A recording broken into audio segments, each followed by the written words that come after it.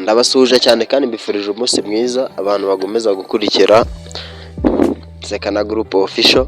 Ngiye mubona Jay Terax from Kabuga and where to where. Ndabasuje cyane Nairobi, Kenya, Uganda n'ahandi hose no hanze y'ibihugu hose ndabasuje cyane.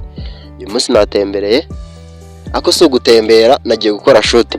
Tugiye gukora shoot najyanye n'abakinnyi banje b'inshuti zanjye nyine, ako nahisemo kubaganiriza mbere kugira ngo video isohoke, mbabaze kuntu ibintu biba byifashe nyine uko babayeho nyine mu buzima bwa shooting cyangwa se mu bundi buzima bwo gukina filime.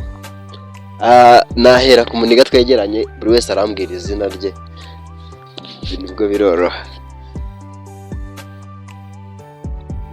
Watubwiye izina ryawe? Yatinye imbere Yewe ko yo mujaba bwa. utinya kamera. Unyibwirira we rata.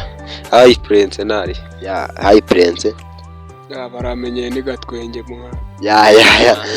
Nkuko mubona nyine ni filime nshyashya iri gutegurwa.